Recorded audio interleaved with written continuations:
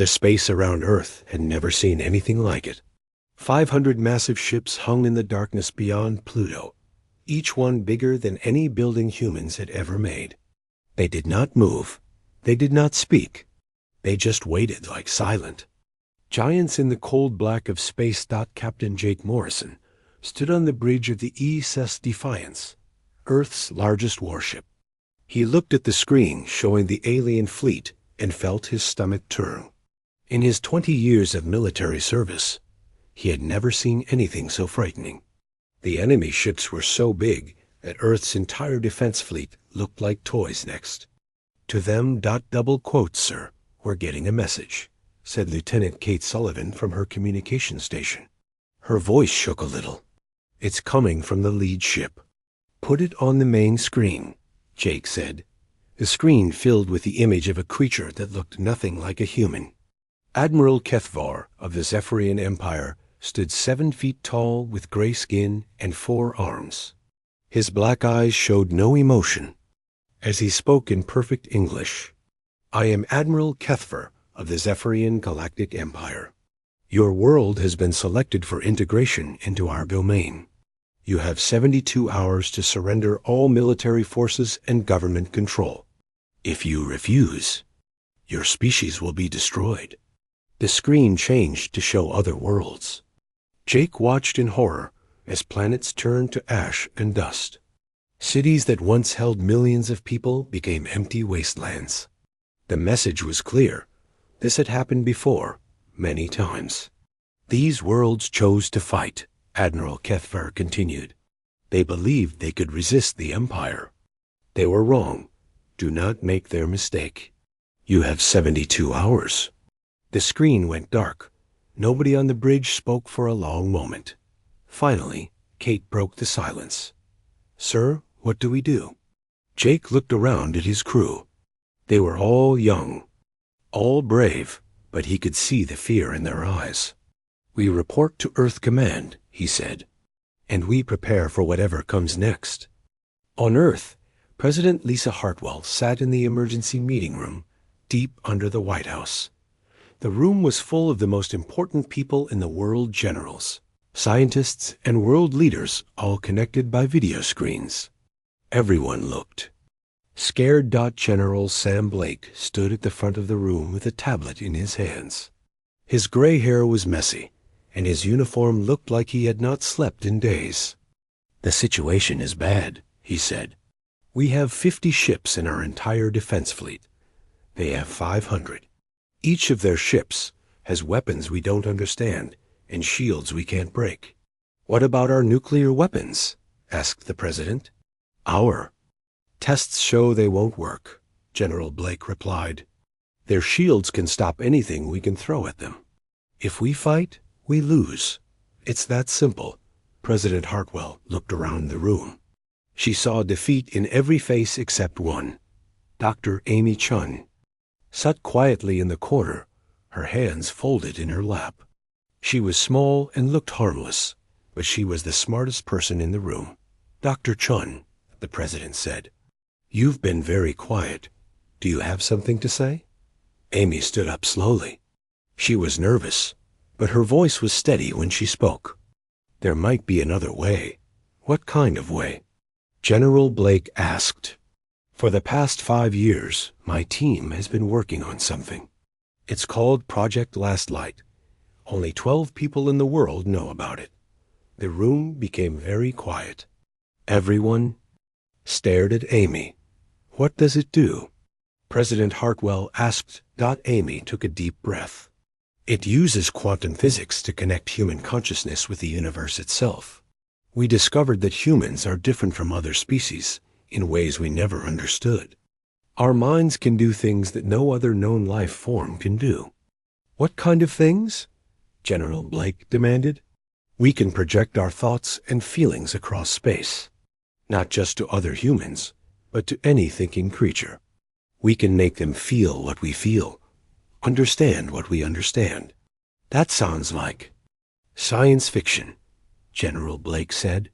So did spaceflight 100 years ago, Amy replied. So did computers and nuclear power. Just because we don't understand something doesn't mean it's impossible. President Hartwell leaned forward.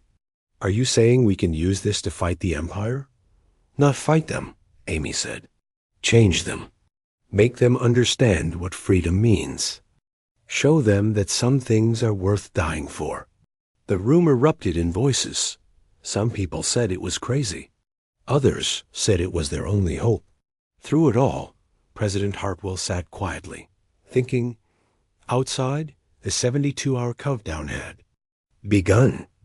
On every street corner, people looked up at the sky with fear. They knew something was coming, something terrible. But they didn't know that in a secret laboratory under the Rocky Mountains, a small team of scientists was preparing humanities. Last hope. Dr. Amy Chun left the meeting and drove straight to her hidden lab. Her team was waiting for her, 5 of the best minds on Earth, all working on something that had never been tried before. How long do we have? Asked Dr. Ryan Torres, her assistant. 68 hours, Amy replied. Is the quantum field generator ready? It's ready for testing, said Dr. Maria Gonzalez. But we've never tried it on this scale before. We don't know what will happen. Amy looked at her team. They were scared, just like everyone else, but they were also determined. Then we better find out, she said, because if this doesn't work, there won't be a second chance. High above Earth, Admiral Kethver watched the small blue planet through the window of his flagship. In his 300 years of life, he had conquered over 1,000 worlds. None had ever given him trouble. This one would be no different. But deep in space, something was beginning to change. Something the Empire had never encountered before. Something that would shake the very foundations of their power. The countdown continued. 67 hours and 53 minutes remaining. The news spread across Earth like wildfire. Despite all attempts to keep it secret, someone leaked information about the alien ultimatum. Within hours, every news channel was showing the same terrifying story. Humanity had 72 hours to surrender or die. In New York City, traffic jams stretched for miles as people tried to escape. Cars moved slowly through streets, packed with families carrying suitcases and boxes. Children cried while their parents looked up at the sky with fear. Store shelves emptied as people bought everything they could find. Similar scenes played out in every major city around the world. In London, the underground train stations filled with people seeking shelter. In Tokyo, millions crowded into subway tunnels and basement levels of buildings. In Moscow, long lines formed at the entrances to old nuclear bunkers left over from the Cold War. Captain Jake Morrison had not slept in 36 hours. He stood on the bridge of the ESS Defiance, drinking his 5th cup of coffee and staring at the enemy fleet. The alien ships had not moved even 1 inch since they arrived. They just hung in space like sleeping giants, waiting for humanity's time to run out. Any word from Earth Command? He asked Lieutenant Kate Sullivan. Nothing new, sir, she replied. They're still arguing about what to do. Half the world leaders want to surrender. The other half want to fight. Jake rubbed his tired eyes. What? About our fleet status? All 50 ships are ready for battle, Kate said. But, sir, I've been running the numbers. Even if we surprise them, even if everything goes perfectly, we might destroy 5 or 6 of their ships before they wipe us out. 5 or 6 out of 500, Jake said quietly. Those aren't good odds. Lieutenant Danny Rodriguez spoke, up from the weapons station. Sir, maybe those world leaders are right. Maybe we should surrender. At least some humans would survive. Would they? Jake asked. Look at those images they showed us. Those weren't just military targets they destroyed. Those were entire civilizations. Every man, woman, and child turned to dust. The bridge fell silent. Everyone knew Jake was right. The Empire didn't just conquer worlds. They erased any species that dared to resist. Deep under the Rocky Mountains. Dr. Amy Chun worked without stopping. Her laboratory looked like something from a science fiction movie. Cables and wires ran everywhere. Strange machines hummed and beeped. In the center of it all sat a chair surrounded by metal rings covered in tiny lights. "How's the quantum field calibration coming?" Amy asked Dr. Ryan Torres. "We're at 60%, Ryan replied, wiping sweat from his forehead. "But Amy, we still don't know if this will work. We've only tested it on small groups of volunteers. Never anything like this." Dr. Maria Gonzalez looked up from her computer screen. "I'm seeing something strange in the quantum readings," she said. "The field is reacting differently than we expected." Amy rushed over to look at the data. What she saw made her heart race. "That's impossible," she whispered. "What is it?" Ryan asked. "The quantum field isn't just responding to human consciousness," Amy said slowly. "It's amplifying it. Look at these numbers. When we connect a human mind to the field, the signal becomes 1,000 times stronger." "Stronger how?" Maria asked. Amy stared at the screen, hardly believing what she was seeing. "It means we were wrong about everything. Humans aren't just different from other species.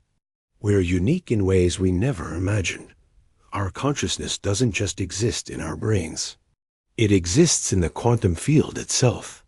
"I don't understand," Ryan said. "Think of it like this," Amy explained. "Most species have minds that work like radios. They can receive signals, but can't broadcast very far. But humans are different. We're like radio towers. We can send signals across impossible distances. And when we connect to the quantum field, we become even more powerful. Powerful enough to reach the alien fleet?" Maria asked. "Powerful enough to reach every thinking creature in the galaxy," Amy said. "If this works, we won't just be talking to the Empire. We'll be talking to every species they've ever conquered." Back in Washington, President Lisa Hartwell faced the hardest decision of her life. The emergency meeting had been going on for 12 hours. World leaders argued through video screens, while generals showed maps and battle plans. "We have to surrender," said Chancellor Klaus Weber from Germany. "Fighting is suicide. At least if we surrender, some humans will survive." "Survive as slaves," President Hartwell replied. "Is that really living?" Prime Minister Sarah O'Connor from Australia leaned forward on her screen. "Lisa, be realistic. We can't win this fight. Our weapons are useless against them. Maybe our weapons are useless," President Hartwell said. "But Dr. Chun thinks we have something else. Something they've never seen before." General Sam Blake shook his head. "With all due respect, Madam President, Dr. Chun is talking about science that we don't understand. We can't base humanity's survival on an experiment that might not work. And we can't base it on surrender to an empire that destroys entire species." President Hartwell shot back. The room fell quiet. Everyone knew both options were terrible. Fight and probably lose everything. Surrender and definitely lose everything. President Hartwell stood up slowly. Her voice was calm, but firm when she spoke. "I've made my decision. We will not surrender. We will not kneel to any empire. Dr. Chun, you have permission to activate Project Last Light." Through the video screen, Amy Chun nodded. "We'll need volunteer to be the primary consciousness transmitter. Someone with a strong mind and unshakable will." "I'll do it," came a voice from another screen. Captain Jake Morrison looked tired but determined. "If we're going to send a message to the galaxy, it should come from someone who's ready to fight for it." Amy nodded. "Captain Morrison, you'll need to come to the facility immediately. We only have 34 hours left." As Jake prepared to leave his ship, he looked one last time at the alien fleet. They seemed bigger now, more threatening. But for the first time since they arrived, he felt something other than fear. He felt hope. "Kate, you have command of the Defiance," he told Lieutenant Sullivan. "If this doesn't work, show them what humans are made of." "Yes, sir," Kate replied. "And Captain?" "Good luck." Jake smiled grimly. "We're going to need more than luck. We're going to need a miracle." Across Earth, people huddled in shelters and basements, waiting for the end. They didn't know that in a secret laboratory under the mountains, a small group of scientists was preparing to give the galaxy the greatest gift humanity had ever offered, the knowledge that freedom was worth any price. Captain Jake Morrison arrived at the secret laboratory with only 18 hours left on the countdown. The facility was hidden so deep under the Rocky Mountains that it took 3 elevators and a long walk through tunnels to reach it. When he finally stepped into Dr. Amy Chan's lab, he felt like he was entering another world. "Captain Morrison, thank you for coming," Amy said, shaking his hand. She looked exhausted but determined. "I need to explain what we're about to do." Jake looked around the lab. The strange chair in the center was surrounded by machines he had never seen before. Cables ran everywhere, and screens showed numbers and patterns that meant nothing to him. "Will it hurt?" he asked. "We don't know," Amy said honestly. "We've never done this before. What we do know is that your consciousness will expand beyond anything a human has ever experienced. You'll be connected to every thinking mind in the galaxy." "Every mind?" Jake asked. "How many is that?" Dr. Ryan Torres looked up from his computer. "Our estimates say there are over 2 trillion thinking beings in the galaxy. Most of them are under Empire control." Jake felt dizzy thinking about it. 2 trillion minds. It was a number so big he could barely understand it. "What exactly will I do when I'm connected to them?" "You'll show them what it means to be human," Amy explained. "You'll share our emotions, our thoughts, our refusal to give up. Most importantly, you'll show them what freedom feels like." "But I'm just one person," Jake said. "How can one human mind reach so many others?" Amy smiled for the first time in days. "Because you won't be just one mind. You'll be connected to the quantum field that runs through everything in the universe. Think of it like this. Every thinking being is like a radio that can receive signals. You'll become the strongest radio tower that has ever existed." Dr. Maria Gonzalez checked her instruments. "Amy, we need to start the preparation process. The quantum field generators are warming up." Jake sat down in the strange chair. Immediately, metal bands moved around his head and arms. He could feel a slight tingling sensation as the machines started to work. "What should I think about?" he asked. "Think about why you chose to fight instead of surrender," Amy said. "Think about what makes you willing to die for your freedom. Think about everything you love about being human." The machines hummed louder. Jake closed his eyes and thought about his childhood on a farm in Kansas. He remembered running through wheat fields under endless blue skies. He thought about his first day in the military, when he swore to protect Earth and everyone on it. He thought about his crew on the Defiance and how they trusted him to lead them. "Quantum field connection at 50%, Ryan announced. Jake felt something strange happening to his mind. It was like his thoughts were getting bigger, stretching out beyond his body. He could sense other minds around him. Amy, Ryan, Maria, and the other scientists in the lab. 75%, Maria called out. Now Jake could feel minds across the mountain, then across the state, and across the entire continent. Millions of human thoughts touched his consciousness. He felt their fear, but also their hope. Their determination to fight, even when they knew they might lose. 100%, Ryan said. "Jake, can you hear me?" "I can hear you," Jake said, but his voice sounded different. It was calm and strong, filled with power he had never felt before. "I can hear everyone. Amy watched the readings on her screens. The quantum field was doing something impossible. Jake's consciousness was expanding faster than they had ever imagined. Jake, we're going to extend the field beyond Earth now. Are you ready?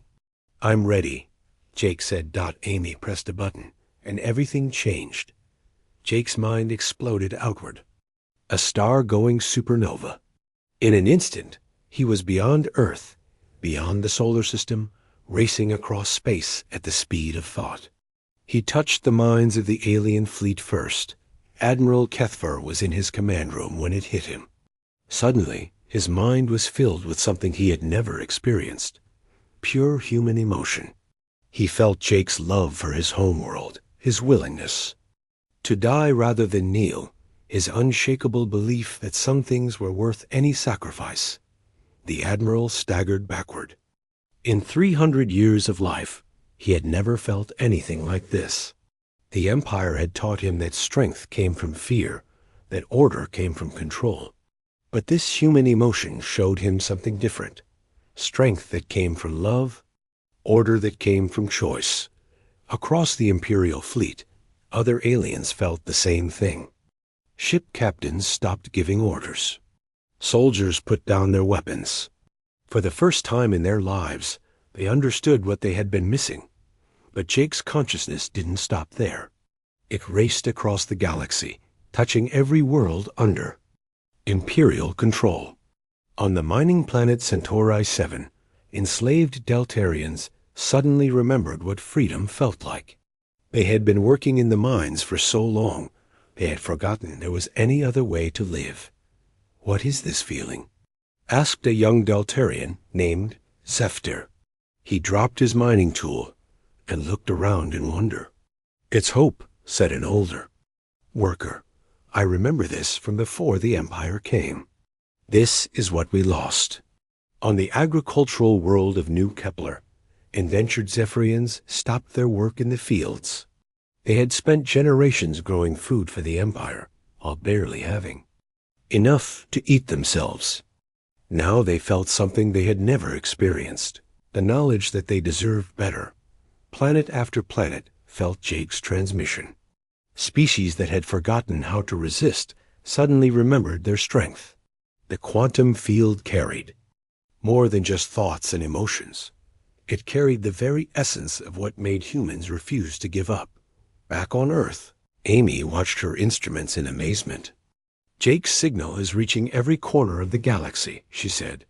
"Every thinking being is receiving the transmission." In his chair, Jake experienced something no human had ever experienced. He was connected to 2 trillion minds at once, and through them he could see the true scope of the Empire. Thousands of conquered worlds, billions of beings who had given up hope. But now, for the first time in centuries, they were remembering what hope felt like.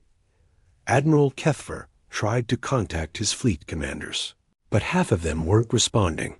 The ones who did answer sounded confused and uncertain. "Admiral," said Captain Vorthik, "my crew is acting strangely. They're asking questions about our mission. Some of them are refusing to follow orders." "What kind of questions?" Kethver demanded.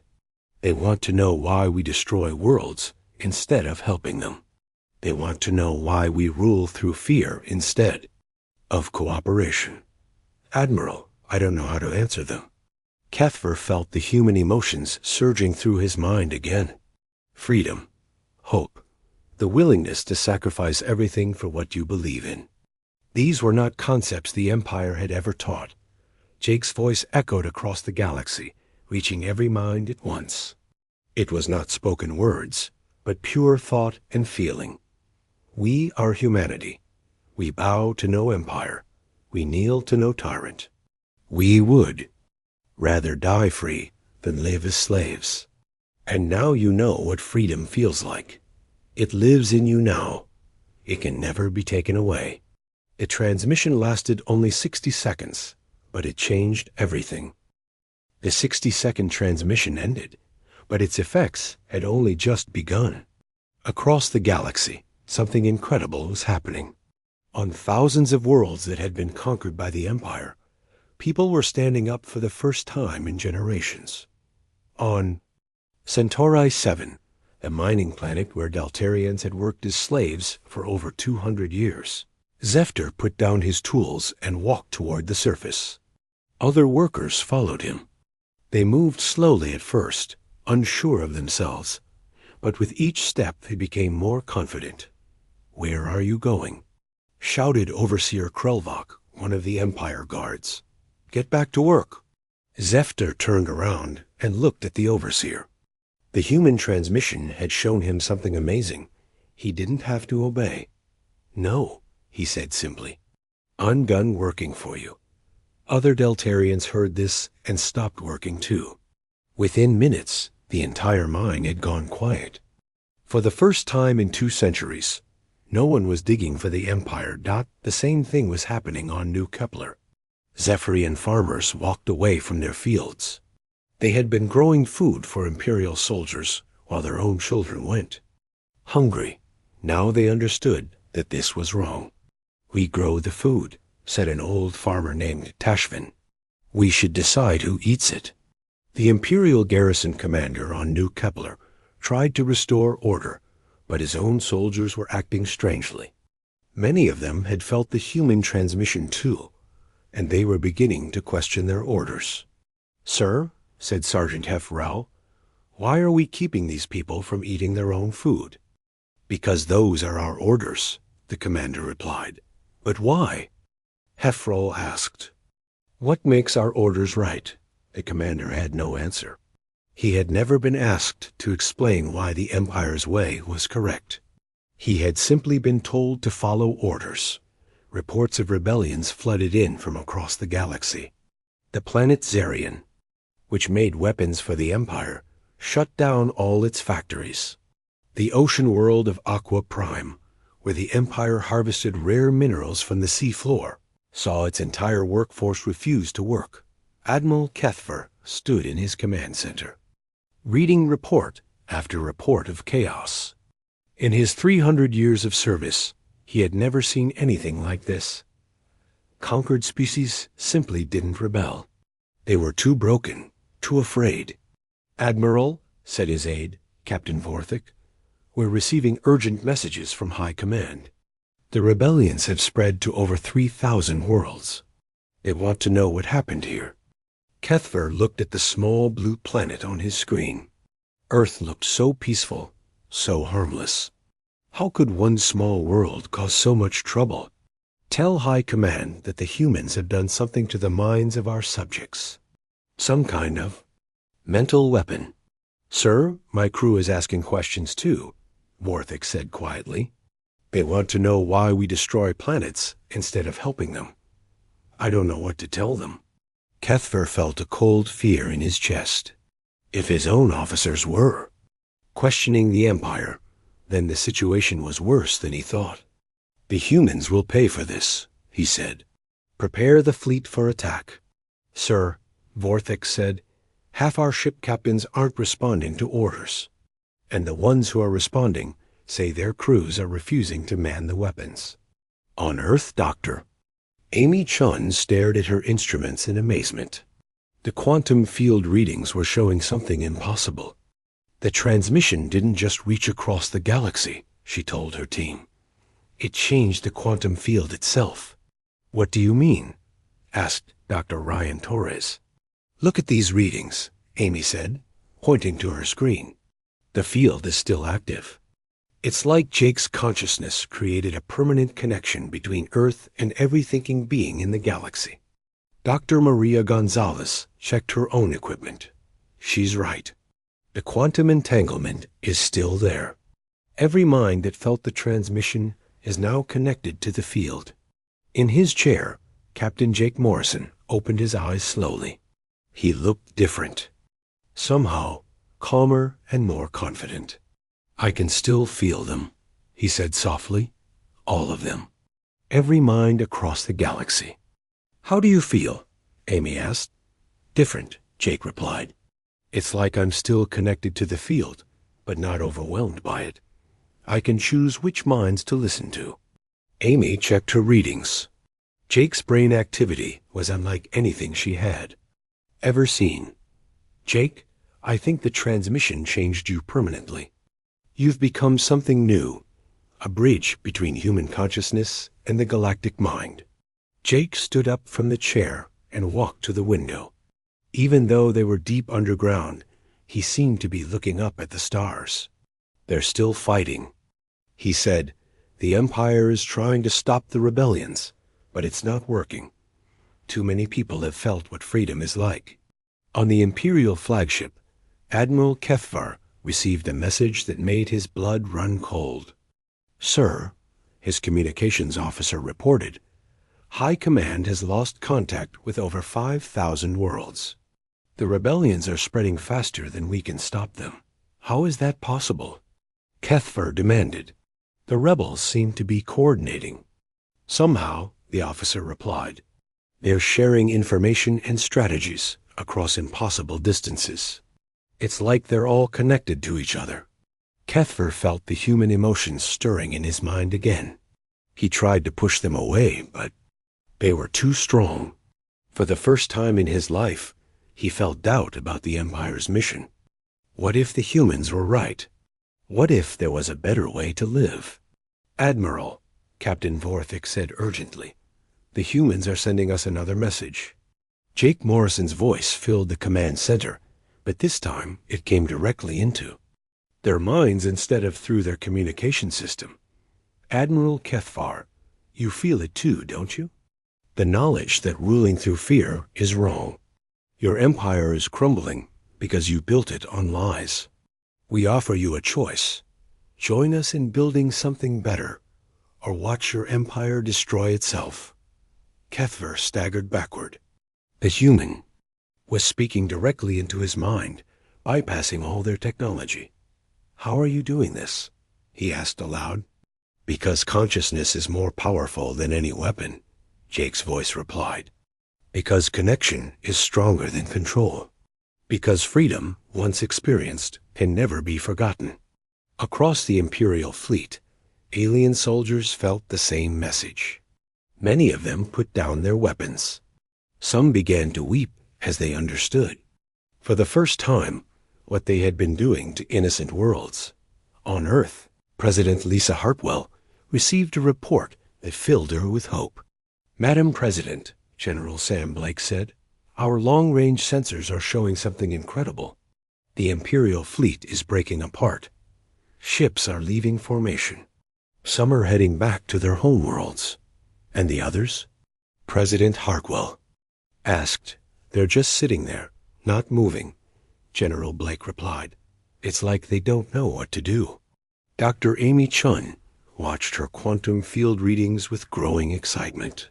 The field is stabilizing, she announced. Whatever Jake did, it's created a permanent network of consciousness across the galaxy. Every species that felt the transmission is now connected to each other. Jake turned from the window and smiled. The Empire isn't ending, he said. It's changing. For the first time in galactic history, every thinking being knows what freedom feels like. They can't go back to the way things were. Outside, the countdown to Earth's destruction had reached its final hour. But instead of preparing for attack, the Imperial fleet was falling apart. Ships that had conquered 1,000 worlds couldn't bring themselves to destroy one small planet that had shown them the truth. The galaxy would never be the same.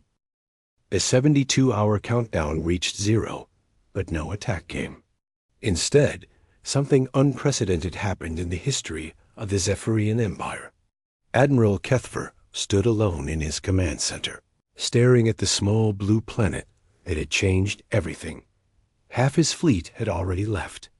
Some ships headed back to their homeworlds to join the rebellions there. Others simply drifted in space, their crews too confused and conflicted to follow any orders. The remaining ships waited for his command, but Kethvar found himself unable to give the order to attack. Admiral, Captain Vorthik said softly, High Command is demanding a status report. What should I tell them?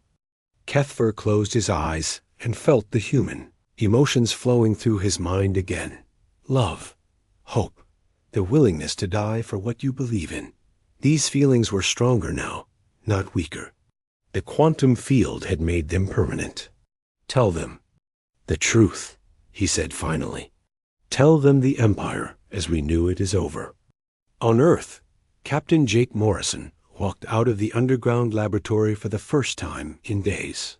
He looked up at the sky, though he could not see the alien fleet with his eyes. He didn't need to.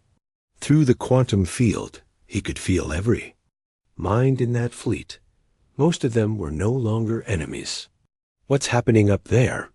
Asked Dr. Amy Chun, who had followed him outside. They're making a choice, Jake said.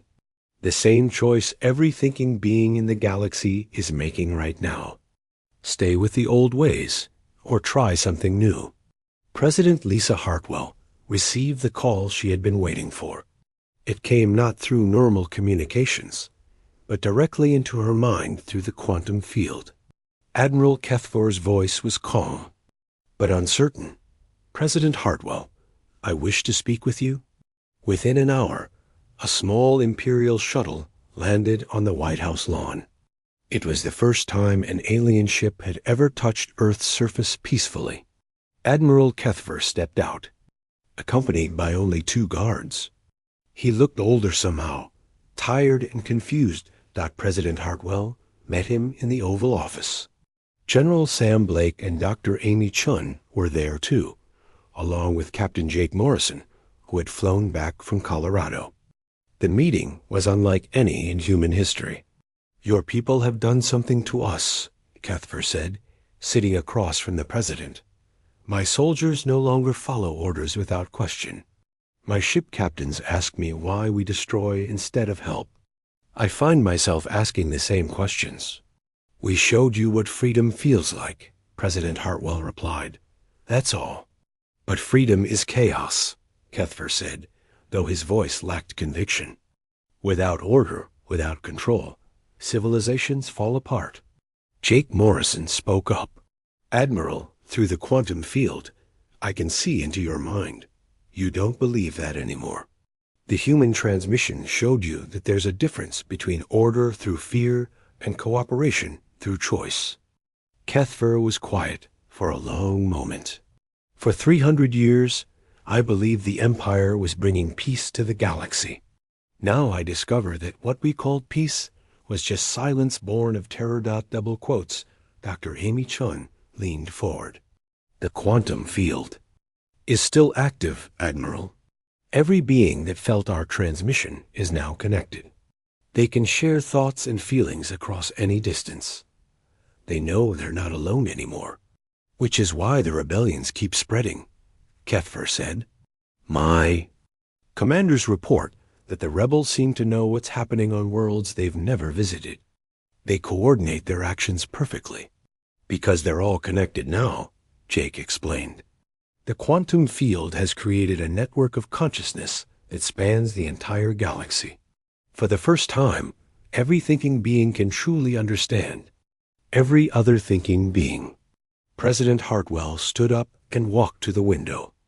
Admiral, your empire conquered the galaxy through force. But force can't conquer an idea. And the idea of freedom, once experienced, can never be destroyed. Kethfor felt the truth of her words in his mind.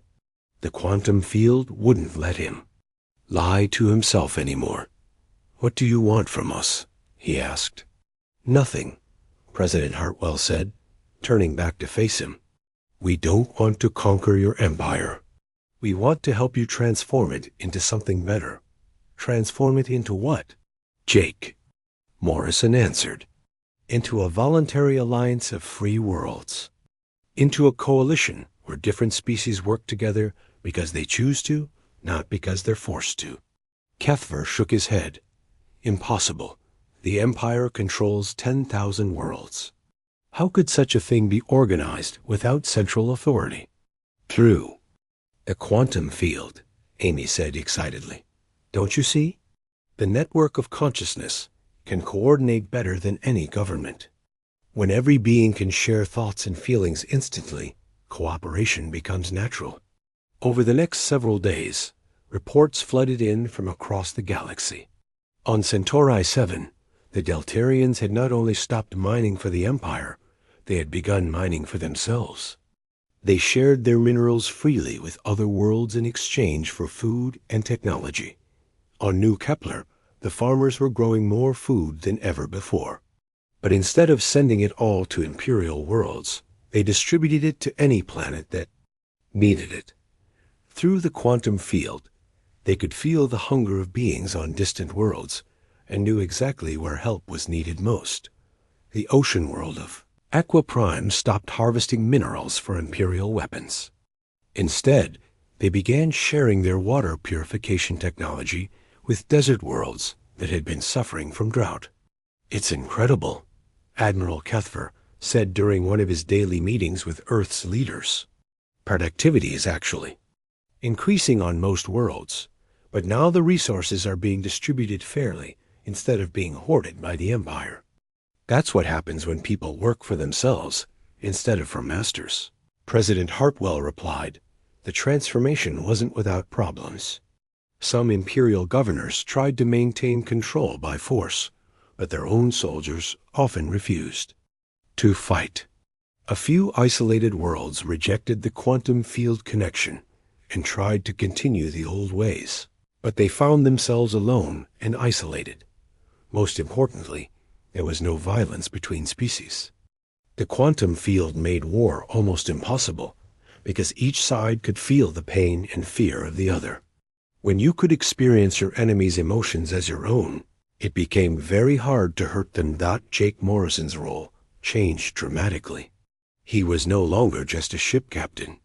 President Hartwell appointed him as Earth's first quantum ambassador, responsible for helping other species understand and develop their connection to the consciousness field. "It's not just about humans anymore," Jake explained to a gathering of representatives from 50 different worlds. "The quantum field belongs to everyone. Each species adds something unique to the network. The Deltarians brought their deep sense of community. The Zephyrians contributed their knowledge of agriculture and growth. The aquatic beings of Aqua Prime shared their understanding of flow and adaptation. Hundreds of other species added their own gifts to the growing network of galactic consciousness. Admiral Kethvar made his own choice. He disbanded the Imperial fleet and returned to his home world, where he worked to establish the first interspecies council. For 3 centuries, I served an empire built on fear," he said in his final transmission to Earth. "Now I choose to serve a galaxy built on hope." The Zephyrian Empire officially ended not with a battle, but with a declaration. The Imperial High Command, faced with rebellions on nearly every world they controlled, announced that they were dissolving their authority. In its place, they established the Galactic Consciousness Alliance, a voluntary association of free worlds. President Hartwell stood before the United Nations 1 year after the Imperial ultimatum. Today, humanity takes its place not as conquerors of the galaxy, but as friends to all free beings. We have given the stars our greatest gift, the knowledge that freedom is not just a political state, but a fundamental force of consciousness itself. Dr. Amy Chun's quantum field generators were no longer a secret. The technology was shared freely with any world that wanted it, allowing more species to strengthen their connection to the Galactic Consciousness Network. As Jake Morrison traveled from world to world in his new role as quantum ambassador, he carried with him the same message. Freedom was not something to be given or taken. It was something that existed in the very fabric of consciousness itself. Once awakened, it could never truly be destroyed. The stars themselves seemed to burn brighter now, carrying within their light the quantum signature of billions of free minds working together. Humanity's last warning had not just shaken the stars. It had taught them to sing with the voice of freedom that echoed across the entire galaxy.